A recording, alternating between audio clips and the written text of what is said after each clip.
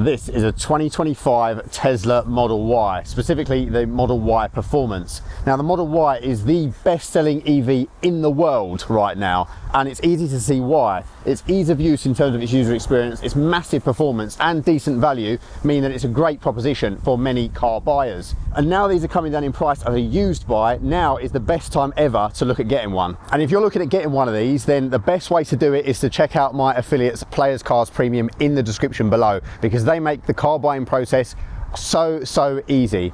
What to do is contact them, let them know exactly what you want. They are a Tesla specialist and they sell tons of these Model Ys from as low as £360 a month with a couple of grand down. And with Players Cars Premium, there's no need for pesky emails waiting backwards and forwards for weeks. Just message Elliot on the WhatsApp below and he'll get back to you 24/7, easily source a vehicle for you and be able to offer APR finance as low as 7.5%, which is one of the best rates in the UK right now through one of their lenders. So check out the Google reviews, they speak for themselves. It's a great company. I've personally purchased from them, as have many of my friends and peers now, and I couldn't recommend them enough. So hit the link in the description if you're looking for a new Tesla, because they'll be able to get you one in a blink. Let them know that I sent you, ask for Elliot, and they'll be able to sort you out.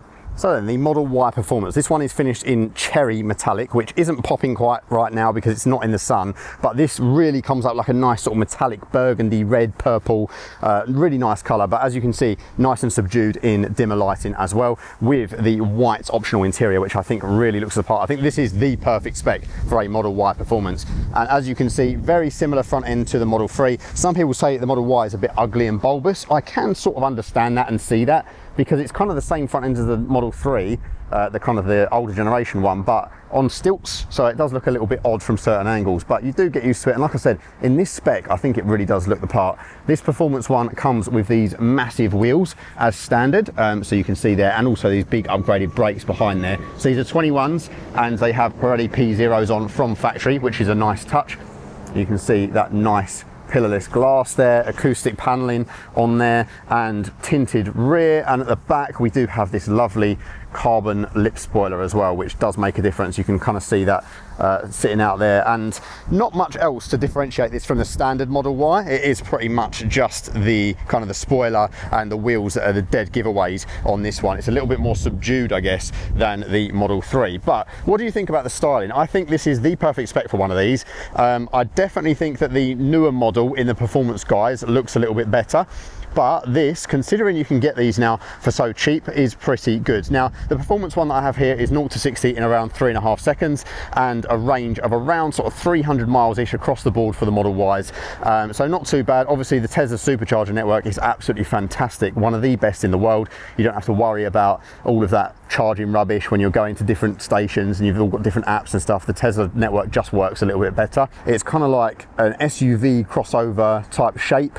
It's got the height, it's got a little bit of width, it's got the sort of the slight ride height on it, but it's also not massive like a Range Rover. Even your standard Model Ys are 2022 and onwards, so they do have the newer AMD processors in the infotainment system, so you don't really have to worry about what year you're getting, unlike with a Model 3 where certain earlier ones aren't quite as good in terms of spec. This one pretty much comes with everything. You don't really need to worry about it. You just need to worry about whether you want the longer range one or whether you want the Performance model. Even the standard ones are sort of 4 to 5 second 0 to 60 times, so they're not slow by any stretch of the imagination. So let's head inside. It is openable with a key card, which you tap on the door here, or you can use the Tesla app, and then we can get ourselves inside by holding the door handle and opening just like that. And with the door open, you see that we do have your nice suede material on the side here, and your standard switches with your electronic door release. And in this one with the white interior, you get this kind of white ceramic looking paneling instead of the wood, which is a nice touch. On the Model 3 Performance, the newer ones, and the Model Y Performance, you do get carbon trim, but in this one you don't. Nice sized door bin with a pocket for your bottle and a nice big step into the car. You can see how high the seat is. It means it's got quite a nice seating position in here, and these seats are just stunning. I've got these in my Model 3 as well, and you can also see how much that pan roof helps out. It's slightly different to the Model 3 because the Model 3 has like a beam that goes across the middle. This one, the beam is right across the back, so you get more of a sort of open plan look to the roof, which is really cool.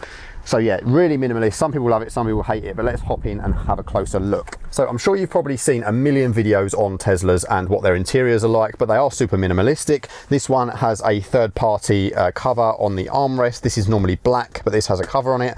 And in here you do have a little bit of storage. Again, you've got some accessories in here as well. So there's a third-party cup holder thing built in here, and this just helps grip the cups a little bit better because the standard ones aren't particularly great.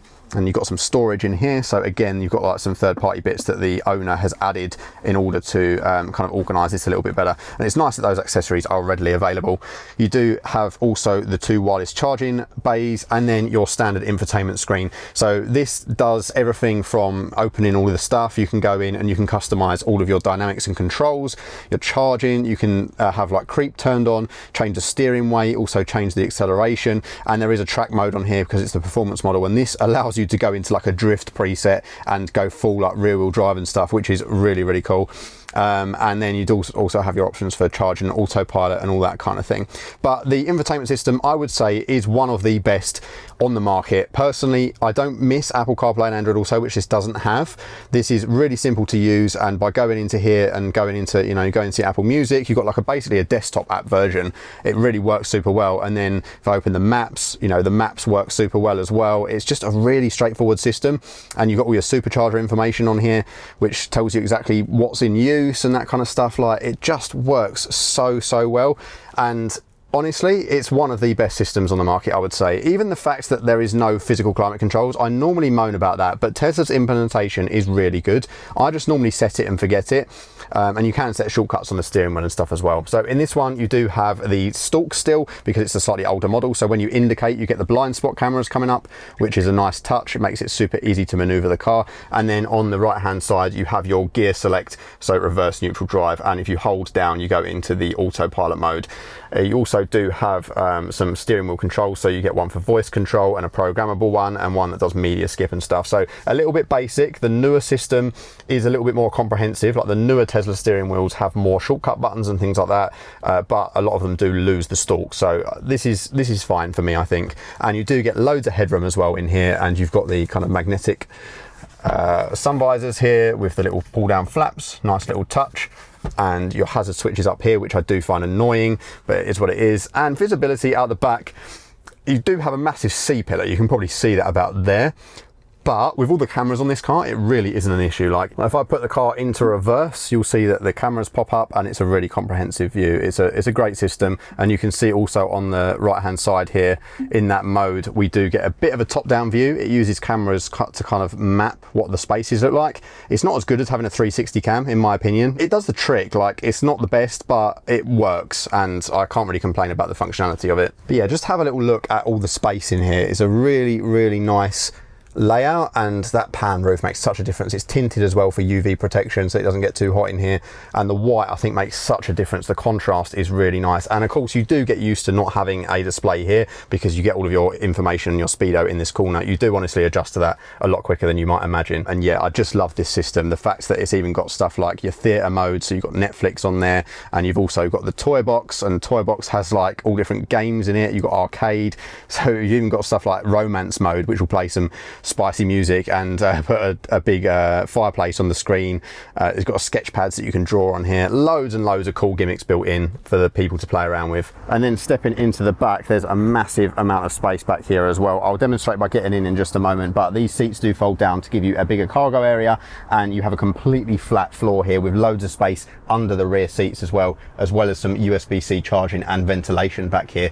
And lots of space. You can probably hear actually echoes in here. There's so much space. There's some pull-out hooks and a little light. These feel really expensive as well. It's a really nice touch. And you do have ISOFIX points built in as well. Unfortunately, they are the kind that are squidged between the seats, so they probably will damage the leather over time, but it's nice that they are there included. This is where the Model Y really comes into its own compared to the Model 3. I did a review of the Model 3 Performance earlier today, and the headroom was significantly less back here for me, but still practical. But what is good is this is in my driving position at 6 foot, and I've still got tons of room. I can stretch out almost completely back here. You can see how far my legs are extended under that seat because there's such a big amount of space between the seat and the floor. And also there's a big center area too. Like, there's loads and loads of room back here.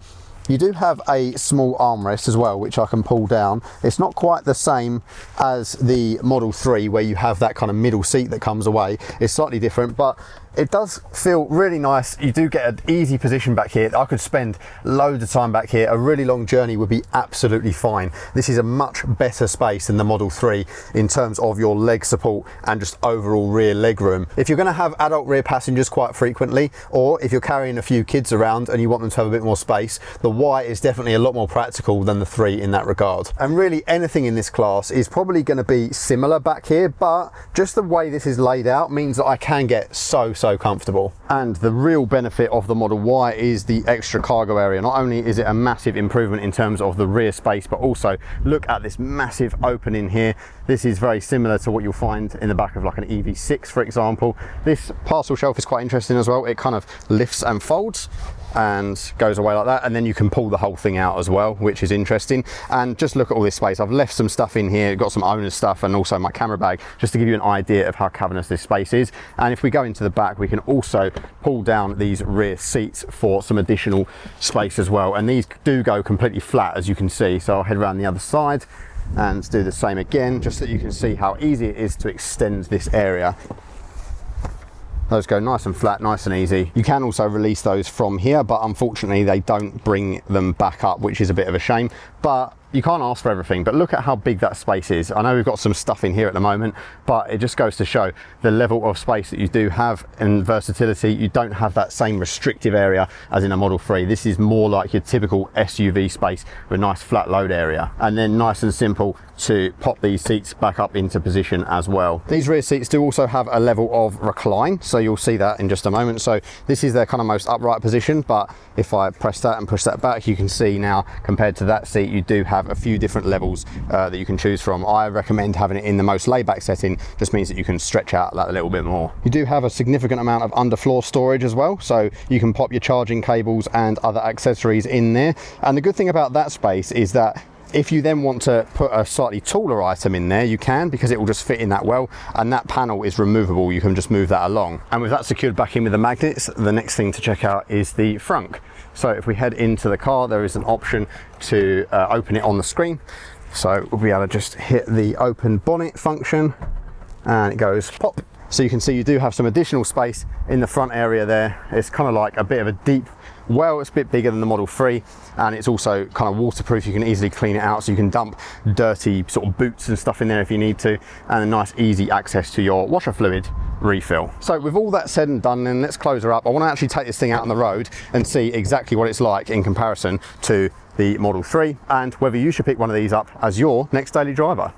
So out in the Model Y Performance, you can really feel that torque when you head off the line, and it's a big car, don't get me wrong, and it's obviously a heavy car, but it does hide its weight fairly well, and I do feel like it feels like a more premium experience than a Model 3, just because you're up that little bit higher. Chucking it into a roundabout, there is definite whiffs of body roll, but not as much as you might expect. It just doesn't quite come off the throttle and pull into the corner as quick as a Model 3 would, especially a Model 3 Performance. And that's something that obviously is accentuated a little bit in the slightly less hot variant as well. And this being the Performance, it's kind of a bit more hunkered down, a little bit more firm. So if you want something a little bit kind of more planted and more agile, then a Model 3 Performance is certainly going to be the way to go. But you missed out on a lot of practicality in a Model 3. I mean, you can probably just hear in my voice on my microphone that there's a little bit of echo in here just because of the sheer amount of space and how spacious it feels. It's really good. And not only that, but it just feels more of a nice experience cruising along in it because it's that much larger, it's that much more plush. So I think the trade-offs are probably worth it, because real-world usable performance, even a standard Model Y, is more than quick enough. It's probably quicker than the car you're replacing it with, let's be honest. So the best bit about the Model Y, in my opinion, is just the user experience. I'm a bit of a Tesla convert, really. Like, I never really liked the idea of getting one, and then all of a sudden I was thrust into it and ended up being the best decision I made, really, because I do actually think the interface and the design of how everything works, the app, the ease of use, being able to walk up to it and it just unlocks automatically, obviously being able to like set the climate control, the Tesla supercharger network is unlike anything else because it's worldwide. You know, you could go all through Europe, all through the States on the Tesla supercharger network, and it's just super easy to do. You just plug it in and it accepts the charge through your app and charges you automatically to your debit card or credit card. You don't have to worry about logging into something or downloading something or pre-approving a credit card. Nothing like that. It's just easy. And that is all stuff that I would greatly miss if I was to drive another EV day to day. I think Tesla just nailed that. And it's also the day-to-day element of the one pedal drive. I think one pedal drive implementation is Tesla's strongest point. It is truly so easy to get used to, and once you've used it for a while, even other electric cars feel a little bit clunky in comparison. And this has all the performance you would ever need. Like, that is ridiculous, the amount of torque that this thing has, and it sounds like a spaceship when it takes off. It's like having a jet engine strapped to you. It's just like, whoa, there we go, and just off it goes. And yet it's a super serene and nice experience as well. And this is where electric cars really come into their own, because it's such usable real world performance. You don't have to worry about never being able to use all the horsepower, because you can do it in short, safe bursts. And because it's so easy accessible at the prod of the throttle, it just almost warps you into another dimension as soon as you touch it. It makes for nice, easy overtaking, and it makes for such a quiet and serene experience as well. Now, I must admit, I have been in the new Model Y, which is the successor to this one that I'm sat in, and that is more refined.